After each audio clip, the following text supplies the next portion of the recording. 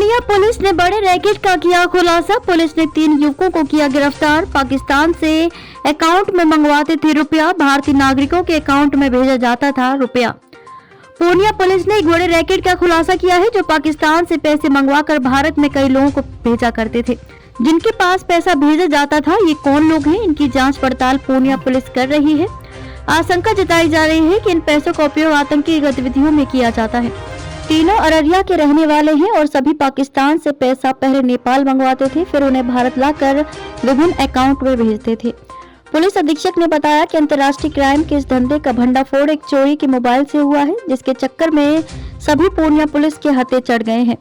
उन्होंने कहा कि पकड़ाए सभी अपराधी कमीशन एजेंट का काम करते थे। अब पुलिस उनके सभी रैकेट को खंगालने में जुटी हुई है। ये पूरा घटनाक्रम इस तरह हुआ कि 1 तारीख को एक व्यक्ति आए, उन्होंने बताया कि उनका मोबाइल गुम हो गया है जिसमें उनका पे फ़ोन है। उसके बाद हमारी टीम ने उसको फॉलो किया। पे फ़ोन से उनके फ्लिपकार्ट के माध्यम से कुछ सामान ऑर्डर किया गया, तो हमारी टीम ने रेकी करके जो फ्लिपकार्ट से सामान लेने आने वाला था उसको इंटरसेप्ट किया। उसके पास से वो मोबाइल तो बरामद हो ही गया और उसने एक्सेप्ट भी किया कि ये फ़ोन चोरी हुआ था, हमने फ़ोन पे का यूज़ करके इनका सामान, घड़ी या जो भी फ्लिपकार्ट से ऑर्डर किया था, ये हमारा काम है। लेकिन जब इसको हम लोगों ने इन्वेस्टिगेट किया पूरी चीज़ को, तो ये एक बृहद साइबर फ्रॉड का एक छोटा भाग निकला। साइबर फ्रॉड इस तरह से था कि ये जो 3 आदमी पकड़ाए हैं अभी अररिया के, शहनवाज, साकिम और सुशील, ये तीनों पहले मटर का काम करते थे नेपाल से। उसके बाद पिछले 1 साल से ये मटर का काम छोड़ करके साइबर फ्रॉड में शामिल हो गए। और मज़े की बात यह है कि इनका हैंडलर पाकिस्तान में बैठता है। वो वहाँ से पाकिस्तान से उसने अकाउंट प्रोवाइड कराया इनको। ये नेपाल जाकर के इन्होंने नेपाली व्यक्तियों से अकाउंट खुलवाया। पाकिस्तान के माध्यम से उस नेपाली अकाउंट में पैसा आता था। उसके बाद वो नेपाली अकाउंट से पैसा ये एजेंट का काम करते थे अपने हैंडलर के लिए, और वो निकाल करके लाते थे इंडिया से ये पैसा निकल करके फिर विभिन्न अकाउंट में जाता था, जो अभी हम लोग इन्वेस्टिगेशन कर रहे हैं। पर्पस क्या था इस पूरे सिंडिकेट का, ये अभी इन्वेस्टिगेशन का विषय है। ये तीनों अररिया से हो रहे हैं सर? ये तीनों जलालाबाद के आसपास पकड़ाए हैं, जहां वो फ्लिपकार्ट का सामान लेने के लिए गए थे, लेकिन रहने वाले अररिया के हैं।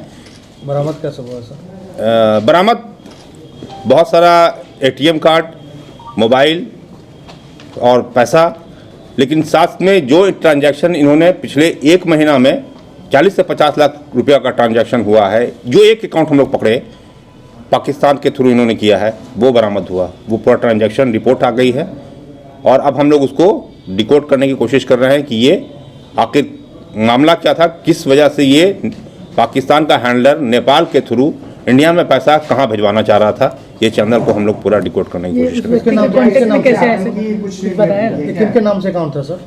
डिफरेंट अकाउंट है, डिफरेंट आदमी के नाम से है, जो अभी सब इन्वेस्टिगेशन में है। पाकिस्तानी व्यक्ति के संपर्क में आतंकी कनेक्शन भी है इसका? ये इस मौके पर इन्वेस्टिगेशन जस्ट शुरू हम लोगों ने किया है, नहीं बोल सकते हैं, हो भी सकता है, नहीं भी हो सकता है। पाकिस्तान से संपर्क हुआ कैसे हुआ, किस तरह से? इन्होंने बताया कि एक कॉल के थ्रू इनको बात हुई थी पाकिस्तान से, जहां उसने इनको बताया कि तुम नेपाल में अकाउंट खुलवाओ, वहां मैं पैसा डालूंगा। नेपाल का जो आदमी अकाउंट खोलेगा, जो नेपाल का व्यक्ति है, उसको इस अकाउंट का 2% मिलता है। इनको 5% पर एजेंट बनाया गया था। ये एजेंट हैं उस हैंडलर के। तो ये 40 से 50 लाख रुपए जो इसके अकाउंट में, जो फर्स्ट अकाउंट जो आप लोग जो इन्वेस्टिगेट किए उसमें जो है, तो उस पैसे का क्या मतलब, किस लिए उस पैसे वो चूँकि वो लास्ट एंड है, वो अभी इन्वेस्टिगेशन कल ही हमने शुरू किया है, वहाँ तक अभी हम लोग नहीं पहुँचे हैं। वहाँ तक पहुँचने के बाद आप लोगों को ब्रीफ किया जाएगा। कितने महीने से ट्रांजैक्शन हो रहा है? इन लोगों के अनुसार 1 साल से ये लोग इस धंधे में हैं, लेकिन वो कितने हैं ये अभी आगे अनुसंधान में हम लोग खोजने की कोशिश करेंगे। इन लोगों का आपराधिक बैकग्राउंड भी है क्या? अब फिलहाल इसके बारे में हम लोग पता नहीं किए हैं, लेकिन हम लोग सारा चीज़ अनुसंधान में लाएंगे कि ये मॉड्यूल क्या है। जस्ट फर्स्ट स्टेज का इन्वेस्टिगेशन हम आपसे शेयर कर रहे हैं। किस पाकिस्तान नाम कुछ ये डिस्क्लोज किए हैं ये पाकिस्तान? नाम जो इन्होंने सेव किया हुआ है वो गलत नाम से सेव किया हुआ है। चूँकि इंटरनेशनल मामला है इसलिए हमको सारी चीज़ें लेने में थोड़ा टाइम लग रहा है, इन्वेस्टिगेशन में थोड़ा टाइम कोई लगेगा। शहर है पाकिस्तान का, कोई एरिया होगा उसका पता चला? वो सारी चीज़ें अभी इन्वेस्टिगेशन में है, जैसे जैसे आता जाएगा हम बताते जाएंगे। क्या नाम है सर तीनों के? एक का नाम है सुशील, दूसरा शाहनवाज, तीसरा शाकिम, तीनों अररिया का ही है। तीनों अररिया के हैं। क्या सर आपको क्या लगता है ये टेरर फंडिंग है या हवाला का रुपया है या हम प्रिजम्पशन पर कोई बात नहीं बोलते हैं, बिल्कुल नेसेंट स्टेज में है पूरा इन्वेस्टिगेशन।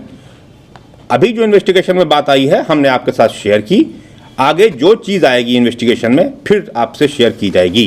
क्या इसका कभी पाकिस्तान आना जाना भी हुआ है? इन लोगों ने अभी नहीं बताया है, लेकिन इनका पासपोर्ट या और ट्रैवल डॉक्यूमेंट्स हम लोग देखेंगे तभी हम आपको बता सकते हैं। इन लोगों ने कहा कि नहीं हम लोग नहीं गए हैं अभी तक, सिर्फ नेपाल से इन लोगों का कनेक्शन था, नेपाल में इनका अकाउंट खुलवाना और फिर उसका पैसे को इंडिया में लाना और इंडिया से फिर उसको वापस पाकिस्तानी हैंडलर के बताए हुए अकाउंट में डलवाना इनका काम था। सर इंडिया में फाइनेंशियल टारगेट एरिया कौन सा था इनका? ये नेपाल, टोटल नेपाल, जो सारा यूपीआई से सारा काम हो रहा था, पेटीएम यूपीआई से ही हो रहा था, टोटल काम इनका हो रहा था उसी से। बैंक से नहीं हो रहा था ट्रांजेक्शन? नहीं, वो एक्चुअल में अभी जैसा मैंने आपसे पहले कहा कि मैं फर्स्ट स्टेज है, सिर्फ 1% ही इन्वेस्टिगेशन कर पाया हूँ इसका। क्या पाकिस्तान में कोई लोग इससे मिले थे नेपाल में? इन्होंने तो बताया कि नहीं, कभी मुलाकात नहीं हुई है, सिर्फ मोबाइल पर व्हाट्सएप चैट होती है। कितने दिनों से ये धंधा चल रहा था? इनके बताने अनुसार 1 साल से।